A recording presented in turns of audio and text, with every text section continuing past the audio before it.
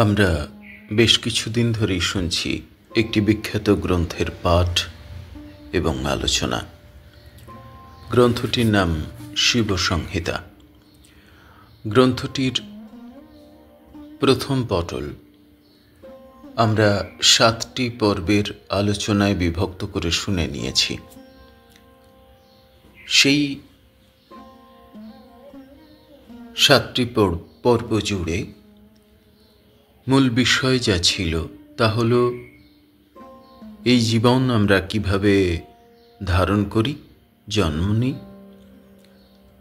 এই জীবনে যিনি যোগী বা যিনি সাধক তাঁর মূল লক্ষ্য কি? জ্ঞান প্রাপ্ত হওয়া। জ্ঞান বলতে কি না, সেই জ্ঞান কি বলতে গিয়ে আসলে পরমাত্মাই জ্ঞান। পূর্ণ অদ্বৈতবাদের পথ এবং পূর্ণ যোগের পথ এই গ্রন্থ, এবং কিভাবে পরম ব্রহ্ম সচ্চিদানন্দ নিত্যমুক্ত বুদ্ধ তিনি ছাড়া বাকি জগৎ সংসারের সমস্ত কিছুই অবিদ্যা, অজ্ঞান, সেই সম্পর্কে বিস্তৃত এবং দীর্ঘ আলোচনা হয়েছে। তার সাথে সাথে আমাদের এই দেহ কিভাবে তৈরি হচ্ছে, ব্রহ্মাণ্ড, পঞ্চতত্ত্ব, তার বৈশিষ্ট্য, তার লক্ষণ, এবং সেখান থেকে কিভাবে এই দেহ পূর্বের কর্মবন্ধন থেকে, কর্মফল থেকে এবং পুরুষ এবং নারীর মিলিত অবস্থা থেকে কিভাবে এই দেহ তৈরি হচ্ছে, সেই নিয়ে দীর্ঘ বিস্তৃত আলোচনা আছে। এবং এই দেহ ধারণ করে আমাদের কি কর্তব্য, কি করণীয়, সেটা বলা আছে। একমাত্র করণীয় হচ্ছে, আমাদের একমাত্র কর্তব্য হচ্ছে যে মুক্ত হওয়া, স্বাধীনতা লাভ করা। এবং সেই স্বাধীনতা লাভ করা তখনই সম্ভব যখন সর্বকর্মফল ভোগ শেষে সচেতনভাবে সাধনের মধ্য দিয়ে আমরা আমাদের আত্মতত্ত্ব জানব বা জীবাত্মাকে পরমাত্মায় মিলিয়ে দেব। এই ঘটনা ঘটলে তবেই পূর্ণ মুক্তি বা স্বাধীনতা। এই কথা আলোচনা হয়েছে প্রথম পটলে শিব সংহিতার। আজ আমরা শুরু করব দ্বিতীয় পটল, এবং সেই দ্বিতীয় পটল খুব বেশি শ্লোক নয়, 58টি শ্লোকে সম্পূর্ণ দ্বিতীয় পটল আলোচনা রয়েছে। এবং এই পটলের প্রধান নাম হচ্ছে পিণ্ড, ব্রহ্মাণ্ড ও জীবাত্ম প্রাপ্তি। নাম শুনেই বোঝা যাচ্ছে। আমরা এবারে পাঠ শুরু করি যে দ্বিতীয় পটলে শিব সংহিতায় কি আলোচনা আছে। এই মনুষ্য শরীরে সপ্তদ্বীপ সংযুক্ত সুমেরু পর্বত, নদ নদী সমূহ, সমুদ্র সমূহ, শৈল সকল, ক্ষেত্রসমূহ, ক্ষেত্রপালগণ, ঋষি সংঘ, মুনিবর্গ, নক্ষত্রকুল, গ্রহবর্গ, পুণ্য তীর্থ সকল, পীঠস্থানসমূহ ও পীঠ দেবতাগণ অধিষ্ঠান করিতেছেন। 1 থেকে 2 এই দুটো শ্লোক জুড়ে একটি আশ্চর্য রহস্যময় জ্ঞান আমাদের সামনে প্রকাশ হলো। কি না সেই জ্ঞান? সেই জ্ঞান হচ্ছে এই যে আমরা মনুষ্য শরীর, মানব শরীর ধারণ করেছি, সেই মানব শরীরের মধ্যেই সমস্ত রকম, অর্থাৎ আমাদের চারদিকের প্রকৃতিতে, এই পৃথিবীতে যা যা আছে, ব্রহ্মাণ্ডে যা যা আছে, বাইরের ব্রহ্মাণ্ডে, তা সমস্ত কিছুই আমাদের এই শরীরের মধ্যে আছে। অর্থাৎ 7টা দ্বীপ সংযুক্ত সুমেরু পর্বত, সমস্ত নদ নদী, সমুদ্র, পাহাড়, বিভিন্ন ভূমি, ক্ষেত্রপালগণ, ঋষি সংঘ, মুনিবর্গ, এই নক্ষত্র, গ্রহ, পুণ্য তীর্থ সব আমাদের দেহের মধ্যে। সর্বপীঠস্থান আমাদের দেহের মধ্যে, এমনকি সেই পীঠস্থানের যে সমস্ত অধিকারী দেবতারা অধিষ্ঠান করছেন বাইরে বলে আমরা তীর্থ করছি, তার সমস্ত কিছুই আমাদের দেহের মধ্যে আছে। বিশেষত এই শরীরে সৃষ্টি নাশকারী রবি শশী সর্বদা ভ্রমণ করিতেছেন। বোম, বায়ু, বহ্নি, সলিল ও মেদিনী এই সকলও এই শরীরে বিদ্যমান রহিয়াছে। অর্থাৎ বলা হচ্ছে যে এই শরীরে সৃষ্টি নাশকারী রবি শশী সর্বদা, অর্থাৎ চন্দ্র সূর্যও এই শরীরের মধ্যেই আছে। আর যে পঞ্চতত্ত্ব, অর্থাৎ বোম মানে আকাশ শূন্য, বায়ু মানে তো বায়ু আমরা জানি, যাকে আমরা মরুত বলি, বহ্নি মানে অগ্নি তেজ, সলিল মানে জল এবং মেদিনী মানে ক্ষিতিতত্ত্ব, এই সমস্ত আমাদের শরীরের মধ্যেই রয়েছে। ফলকথা, ত্রিলোকী মধ্যে যে সকল দ্রব্য যেভাবে আছে, দেহ তৎসমুদয় দ্রব্য সেইরূপ মেরু অবলম্বনপূর্বক অবস্থান করত স্বীয় স্বীয় কর্ম নির্বাহ করিতেছে। খুবই আশ্চর্যজনক রহস্যময় কথা আমরা শুনছি, যে এই যে বহির্বিশ্বে এই ত্রিলোকের মধ্যে যা যা দ্রব্য যেমন করে, যে যে স্থান যেমন করে আছে, আমাদের দেহের মধ্যেও সেই সমস্ত দ্রব্য, সেই সমস্ত স্থান, সমস্ত কিছু রয়েছে এবং সেগুলো তার নিজের নিজের কাজ করে চলেছে। খুবই আশ্চর্যতম জ্ঞান।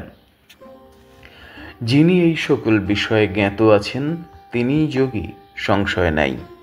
আর যিনি এই সমস্ত বিষয় সম্পর্কে জানেন যে আমাদের দেহের মধ্যেই ত্রিলোক রয়েছে, তিনিই যোগী। পৃথিবীর সমস্ত দ্রব্যই ব্রহ্মাণ্ডরূপ এই শরীরের যথাস্থলে বর্তমান রহিয়াছে। মেরুর উপরিভাগে ষোড়শ কলায় পূর্ণ চন্দ্রমা সর্বদা বর্তমান রহিয়াছেন।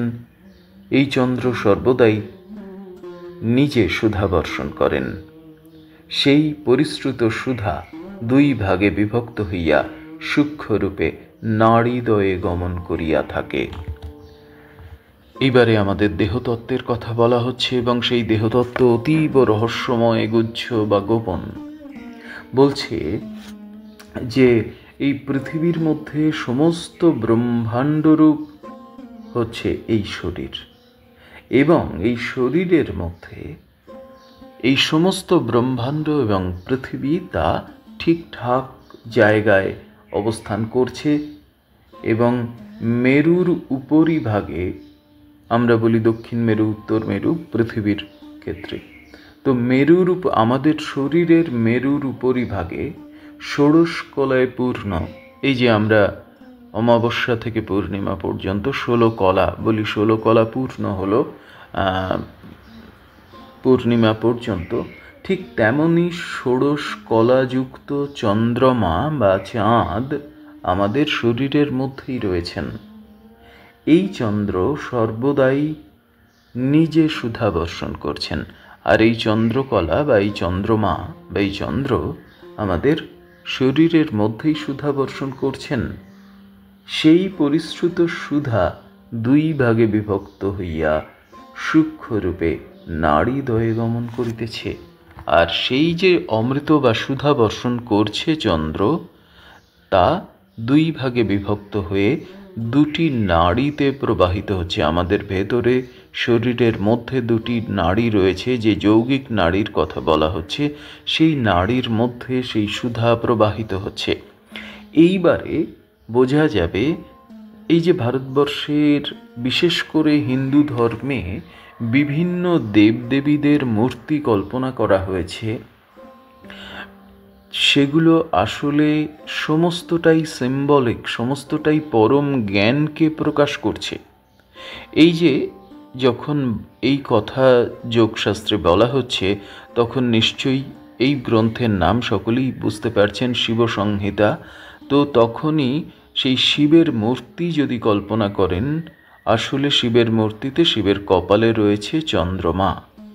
এইবারে বোঝা যাচ্ছে যে এই চন্দ্রমা আসলে আকাশের যে চন্দ্রমা তারই যৌগিক রূপ হিসেবে আমাদের শরীরের মধ্যে অবস্থান করছে, এবং তার যে গুরুত্ব যোগীর দেহে, সেই গুরুত্ব অমৃত প্রবাহ করা, সেই অমৃত আবার দুটো নাড়িতে বিভক্ত হয়ে যাচ্ছে, আসবে সেই সমস্ত কথা। এবং ফলে বোঝাই যাচ্ছে যে ভারতবর্ষ কি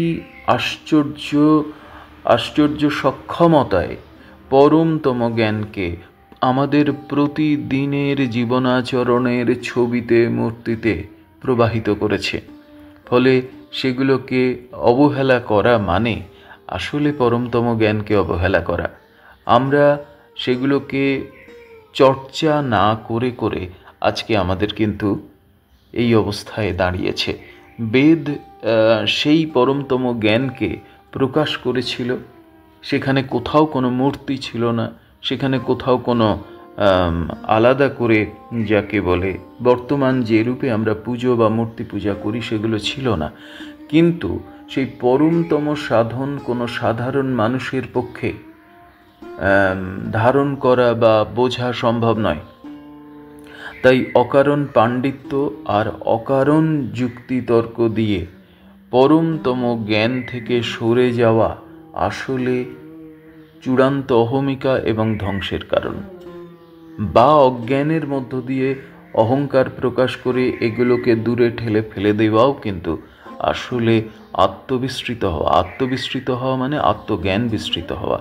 আত্মজ্ঞান বিস্তৃত হলে কি হয় না, পশুবৎ জীবনযাপন হয়।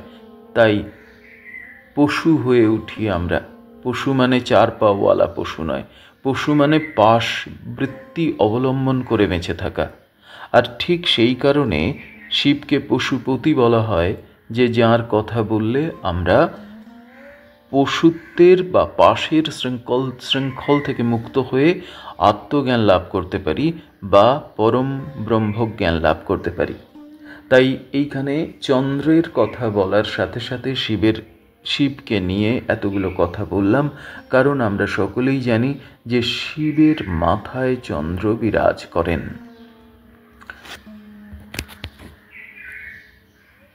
তাহলে শরীরের মধ্যে এই আলোচনায়, অর্থাৎ 6-7 নম্বর শ্লোকে এর আলোচনায় আমরা দুটি যৌগিক নাড়ির কথা পেলাম, এবং আমাদের শরীরের ভেতরে চন্দ্রমার কথা পেলাম বা চন্দ্রের কথা পেলাম, যা 16 কলায় পূর্ণ আছে এবং যা সুধা বর্ষণ করছে। শুনে নেওয়া যাক 8 নম্বর শ্লোক। এই 2 ভাগ অমৃতের মধ্যে 1 ভাগ অমৃত শরীরের পুষ্টির জন্য মন্দাকিনী রূপা ঈঢ়া নাড়িতে প্রবিষ্ট হইয়া তদীয় জলরূপে পরিণত হয়। ইহা দ্বারাই সমস্ত শরীরের পুষ্টিবর্ধন হইয়া থাকে, সংশয় নাই। আমরা যারা এই সমস্ত বিষয় নিয়ে চর্চা করি এবং যারা যোগীরা রয়েছেন, যারা এই সাধন নিয়ে আছেন, চর্চা করছেন বা সাধন না করেও এগুলো চর্চা করছেন, তারা জানেন যে অসংখ্য নাড়ি রয়েছে। সেটা আমাদের বিজ্ঞানসম্মত মেডিকেল সায়েন্স অনুসারেও, আবার যৌগিক মতেও। বহু প্রাচীনকালে যে যোগশাস্ত্র উৎপন্ন হয়েছিল, সেই যোগশাস্ত্র মতেও আমাদের শরীরের মধ্যে প্রচুর নাড়ি রয়েছে। সেই নাড়ির মধ্যে সবচেয়ে 3টি নাড়িকে সবচেয়ে গুরুত্বপূর্ণ বলা হয়। তার মধ্যে ঈঢ়া, পিঙ্গলা এবং সুষুম্না। এই যে ঈঢ়া নাড়ি, এই ঈঢ়া নাড়ির মধ্যে এই নাড়িটি রয়েছে আমাদের শরীরের বাম দিকে। তো এই নাড়ির কথা আসছে, বলছে যে এই যে অমৃত বা সুধাক্ষরণ হচ্ছে আমাদের শরীরে চন্দ্রের মাধ্যমে, তার সেই যে 2 ভাগ হয়ে যাচ্ছে, তার মধ্যে 1 ভাগ সুধা শরীরে পুষ্টির জন্য মন্দাকিনী স্বরূপা ঈঢ়া নাড়িতে আমরা শুনেছি মন্দাকিনী নাকি স্বর্গের দেবী। তাহলে বোঝাই যাচ্ছে এবারে আমাদের শরীরের মধ্যেই ঈঢ়া নাড়িকে মন্দাকিনী স্বরূপা বলা হচ্ছে। তার মানে শরীরের মধ্যেই স্বর্গ রয়েছে।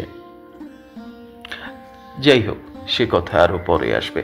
তাহলে মন্দাকিনী রূপা স্বরূপা ইড়হা নাড়িতে প্রবিষ্ট হইয়া মানে প্রবেশ করে তদীয় জলরূপে পরিণত হয়, তার ভেতরের যে ফ্লুইড বা লিকুইড রূপে পরিণত হয়, এবং এই ইড়হার ভিতরের যে চন্দ্রমা বা অমৃত শক্তি যা প্রবাহিত হচ্ছে, সেইটি আমাদের শরীরের পুষ্টি বর্ধন করে, এটা যোগশাস্ত্রে বলা হচ্ছে। পরের শ্লোক, এই সুধাময় কিরণ বাম ভাগে সঞ্চারিত হইতেছে, কেননা বাম ভাগেই ইড়হা নাড়ির অবস্থান। চন্দ্রমণ্ডল জাত দ্বিতীয় অমৃতময় কিরণ বিশুদ্ধ দুগ্ধবৎ শ্বেতবর্ণ ও আনন্দপ্রদ। সৃষ্টির জন্য সুষুম্না পথ দ্বারা এই অমৃতময় কিরণ মেরুতে গমন করিতেছে। এই যে প্রথম বলা হচ্ছিল যে অমৃত তৈরি হচ্ছে আমাদের শরীরের মধ্যে, তার এক ভাগ ইড়হা নাড়িতে, অর্থাৎ শরীরের বাম দিকে মেরুদণ্ডের মধ্যের যে নাড়ি, সেই নাড়ির বাম ভাগকে মন্দাকিনী স্বরূপা ইড়হা নাড়ি বলা হচ্ছে, সেই নাড়িতে প্রবেশ করছে এবং আমাদের শরীরকে পুষ্টি দিচ্ছে। আর এক ভাগ অমৃত, সেই আর এক ভাগ অমৃত সেটা কি করছে না, দ্বিতীয় অমৃতময় কিরণ, অর্থাৎ আরেক ভাগ, দ্বিতীয় যে অমৃত ভাগ, সেটি বিশুদ্ধ দুগ্ধবৎ, অর্থাৎ বিশুদ্ধ দুগ্ধবৎ মানে হচ্ছে সাদা, শ্বেতবর্ণ ও আনন্দপ্রদ। সেটা একেবারে অসম্ভব সাদা, জ্যোতির্ময় এবং আনন্দপ্রদ। যাদের সুষুম্না দর্শন হয়েছে, একেবারে বলা যেতে পারে যোগীদের কথা অনুসারেও, বা যারাই উপলব্ধি করেছেন তারা জানেন যে একেবারে বিদ্যুতের আকাশে, কালো আকাশের মধ্যে বিদ্যুৎ চমক হলে, আকাশ চিরে গেলে যে বিদ্যুতের ওই একটি রেখা, সেই রেখার মতো, সেই জ্যোতির্ময় প্রবল চোখ ঝলসে দেওয়া বিদ্যুৎ লতার মতো হচ্ছে আমাদের সুষুম্নার স্বরূপ। সুষুম্না যাদের দর্শন হয়েছে যৌগিকভাবে ধ্যানে, তো সেই তার বর্ণনা করতে গিয়ে বলছে শ্বেতবর্ণ, দুগ্ধবৎ, বিশুদ্ধ দুগ্ধবৎ শ্বেতবর্ণ ও আনন্দপ্রদ। অর্থাৎ যিনি সুষুম্নায় অবস্থান করছেন, অর্থাৎ কুণ্ডলিনী যখন সুষুম্নার মধ্য দিয়ে যাতায়াত করছে এবং উচ্চস্তরে যাচ্ছে, তখন প্রবল আনন্দ অনুভব করেন শরীরে সাধক। তো এই আনন্দপ্রদ তার বৈশিষ্ট্য হিসেবে বলা হচ্ছে। সৃষ্টির জন্য স্নায়ুপথ দ্বারা এই অমৃতময় কিরণ মেরুদণ্ডে গমন করিতেছে, অর্থাৎ এই কিরণ রয়েছে কোথায় না, আমাদের মেরুদণ্ডে। প্রত্যেকের মেরুদণ্ড আছে, ফলে প্রত্যেকের মধ্যে এই রহস্য, এই প্রাচীনতম জ্ঞান এবং প্রাচীনতম পথ কিন্তু রয়ে গেছে। যারা যোগী, যারা সচেতন সাধনার মধ্যে আছেন, তাঁরাই একমাত্র এর রহস্য এবং অস্তিত্ব সম্পর্কে জানতে পারেন। আর যারা সাধারণ জীবনযাপন করেন, তারা এই অমূল্যতম অবস্থানকে শরীরে ধারণ করেও তার একটি কণাও তারা কোনো দিনই বুঝতে পারেন না। এটি হচ্ছে রহস্য। 10-11 শ্লোক পাঠ করে নেওয়া যাক। মেরু প্রদেশে দ্বাদশ কলা সম্পন্ন প্রজাপতি সূর্য অবস্থিতি করিতেছেন।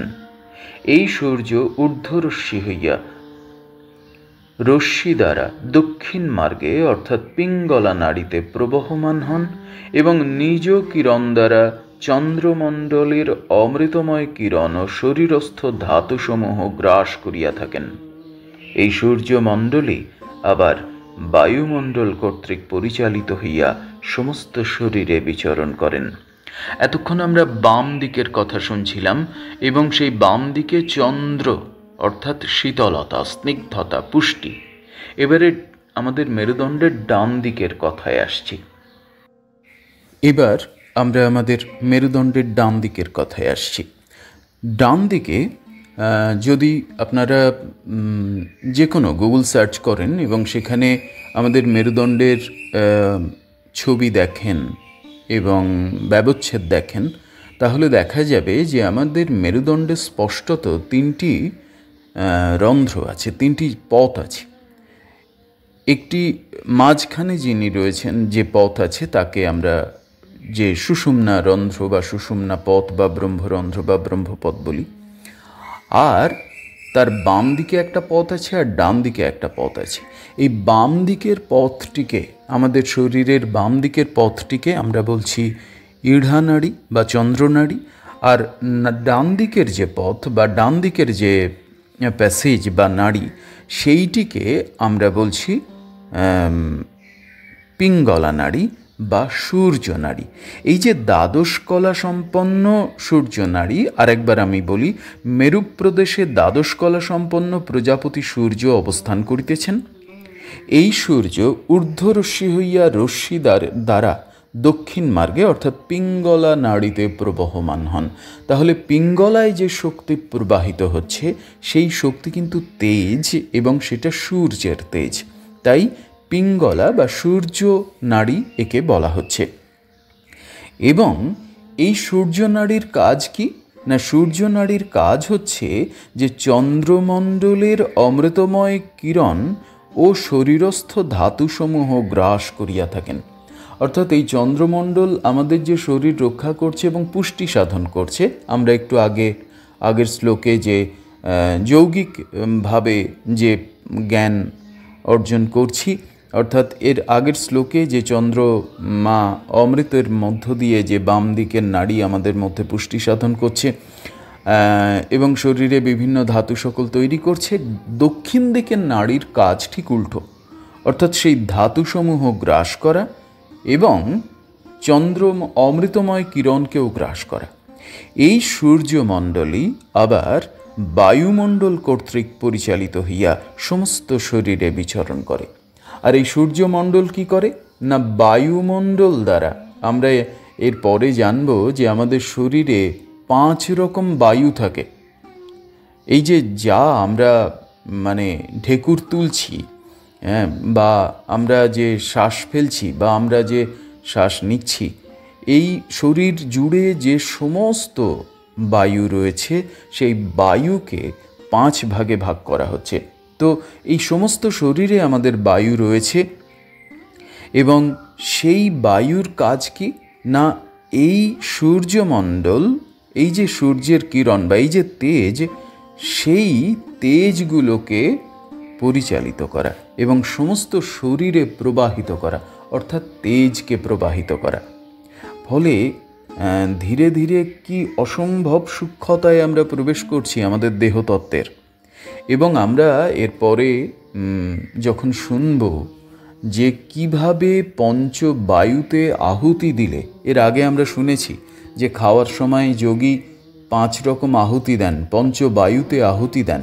তো পঞ্চবায়ুতে আহুতি দিলে, পঞ্চবায়ু সেই প্রাণ, অপান, উদান, সমান, ব্যান, এইরকমভাবে 5টি বায়ু আছে আমাদের শরীরে। সেই 5 বায়ুতে যদি খাওয়ার আগে আহুতি দেওয়া হয়, তাহলে এই সমস্ত বিশ্ব ব্রহ্মাণ্ড এবং অস্তিত্বকে স্মরণ করা হয় এবং তাদেরকে শ্রদ্ধা জানানো হয় এবং তাদেরকে আহুতি দেওয়া হয়। ভাবা যায় একটি ধর্ম বা একটি জীবনাচরণ, আমি ধর্ম শব্দটা বললে ছোট হয়ে যাবে, একটি প্রবাহিত জ্ঞান, একটি জীবনাচরণ কিভাবে প্রতিদিনের খাবারটুকুকে পর্যন্ত অনন্ত ব্রহ্মাণ্ডের সঙ্গে যুক্ত করে দিয়েছিল, সেই জ্ঞান প্রবাহিত করেছে আমাদের মধ্যে। আমরা আত্মবিস্তৃত হয়েছি। তো আসবো পরে সে কথা।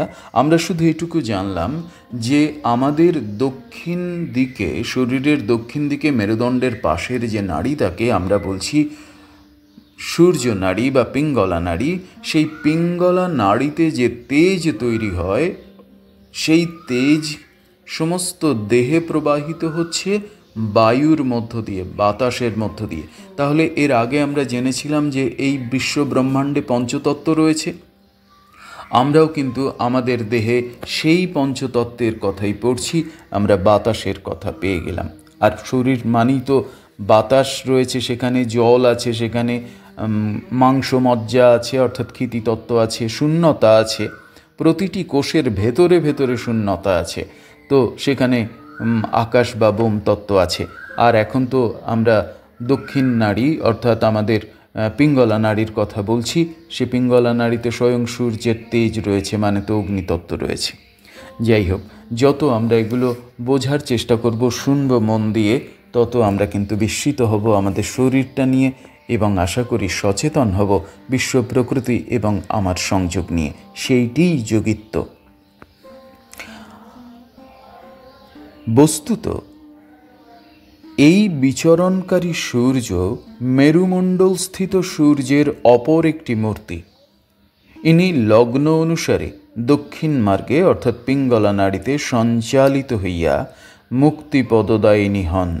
আবার লগ্ন অনুসারেই ইনি সৃষ্ট বস্তু সকল নাশও করিয়া থাকেন। এই পিঙ্গলা নাড়ি বা এই সূর্য নাড়ির কাজ কি না, বলা হচ্ছে যে এই বিচরণকারী সূর্য, বিচরণকারী মানে যা অবস্থান করছে, বিচরণ করছে, যাতায়াত করছে, এই বিচরণকারী সূর্য মেরুমণ্ডল স্থিত সূর্যের অপর একটি মূর্তি। অর্থাৎ আমাদের যে মেরুমণ্ডলে রয়েছে, সে দেহের মেরুতেও রয়েছে বা বাইরের বিশ্বব্রহ্মাণ্ডের মেরুতেও রয়েছে। সেই মেরুমণ্ডল স্থিত সূর্যের আরেকটি মূর্তি, যিনি লগ্ন অনুসারে, এরপরে আসবে ক্ষণ, কেন বিভিন্ন ক্ষণের কথা বলা হয়, তার কেন সময়কে, কেন দিনের প্রতিটি সময়কে এত সূক্ষ্মতার সঙ্গে ভাগ করা হয়েছে, কোন লগ্নে কোন পুজো করা উচিত।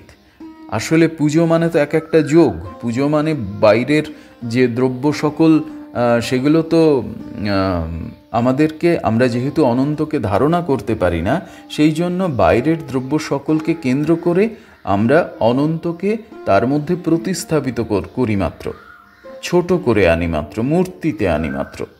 তো এখানে বলা হচ্ছে যে ইনি লগ্ন অনুসারে অর্থাৎ সময় অনুসারে দক্ষিণ মার্গে, দক্ষিণ মার্গ মানে হচ্ছে দক্ষিণ দিকে।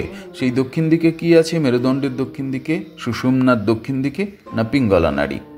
সেই পিঙ্গলা নাড়িতে সঞ্চালিত হইয়া, সঞ্চালিত মানে যাতায়াত করে, মুক্তিপদদায়িনী হন। মুক্তিপদদায়িনী মানে মুক্তি পেতে গেলে যে পথ অবলম্বন করা উচিত, বা যে জ্ঞান হওয়া উচিত, বা যে কর্ম করা উচিত, সেই কাণ্ডটি ঘটে এই সুষুম্নার দক্ষিণ পার্শ্বের পিঙ্গলা নাড়িতে সূর্য শক্তির মধ্য দিয়ে মুক্তিপদদায়িনী হন।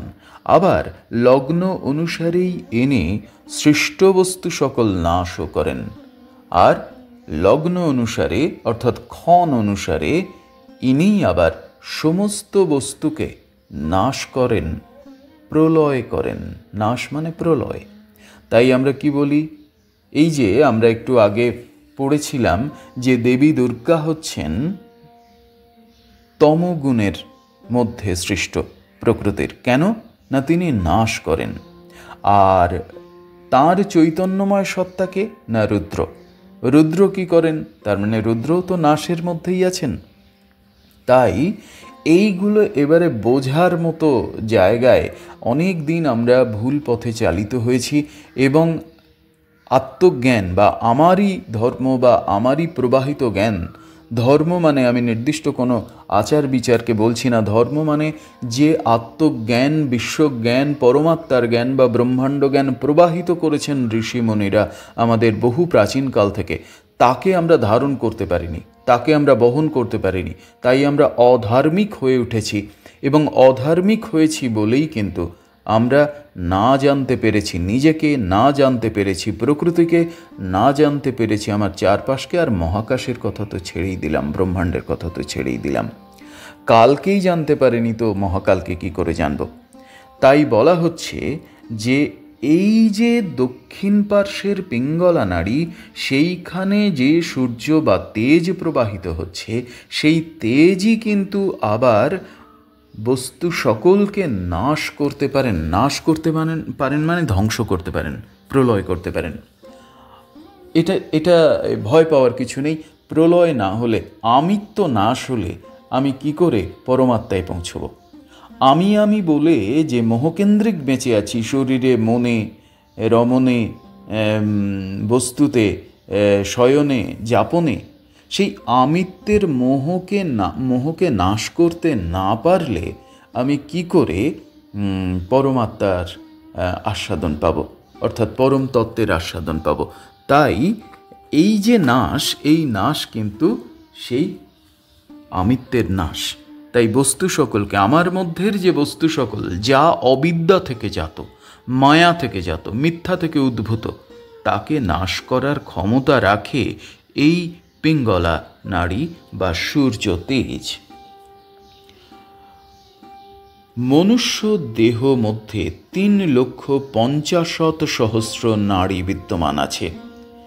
3,50,000 নাড়ি আমাদের শরীরের মধ্যে রয়েছে। আজকে মেডিকেল সায়েন্স এত উন্নত, এত তার পর্যবেক্ষণ, বহু প্রাচীনকালের যোগশাস্ত্রগুলোতে এই বহু সংখ্যক নাড়ির যে উপস্থিতি, তা কি করে তারা বললেন, সেটা কিন্তু অত্যন্ত রহস্যময় জ্ঞান। আসলে রহস্যময় নয়, যিনি যোগী তার কাছে সমস্ত কিছুই প্রকাশিত। সেই যোগীদের কথাই আমরা পড়ছি, সেই যোগীদের সংকলন, জ্ঞানের সংকলন, সংবহন আমাদের মধ্যে রয়েছে। সেই শিবসংহিতার মধ্যে তার প্রকাশ রয়েছে। এই যে 3,50,000 নারী, 50,000 নারী বিদ্যমান আছে, এই সকল নারীর মধ্যে যে 14 নারী প্রধান, তাহাদের নাম বর্ণন করিতেছি। তাহলে এই সমস্ত নারীর মধ্যে রয়েছে 14টা প্রধান নারী। তার মানে আমরা 3,50,000 বা 50,000 নারীর কথা, নারীতে মন দেওয়ার মতো অবস্থায় আমরা নেই। তার থেকে যদি 14টি নারী বেছে নেওয়া যায়, যোগীরা সেই 14টি নারীকে বেছে নিয়েছেন, যে নারীগুলোকে অ্যাক্টিভেট করলে বা যে নারীগুলো সম্পর্কে জানলে ওই 3,50,000 নারীর ওপরে আমরা কিন্তু নিয়ন্ত্রণ করতে পারব। এই 14টা নারীর মধ্যেও আবার 3টে নারী প্রধান রয়েছে। সেই 3টি নারীকে জানলেও আমরা আমাদের শরীর তত্ত্বের সমস্ত কিছুকে আমরা জানতে পারব এবং আমরা তাকে নিয়ন্ত্রিত করতে পারব। পরের পাঠে আমরা জেনে নেব সেই 14 নারী অর্থাৎ 14টা প্রধান নারী কি, এবং সেখান থেকে আবার 3টে প্রধান নারী কি, এবং তারপরে আমাদের কর্তব্য কি। আমরা আসব পরের আলোচনায়, পরের পর্বে, শিবসংহিতার 2য় পটলের পরের পর্বে এই অত্যন্ত কৌতূহল উদ্দীপক এবং রহস্যময় জ্ঞান আমরা পাব।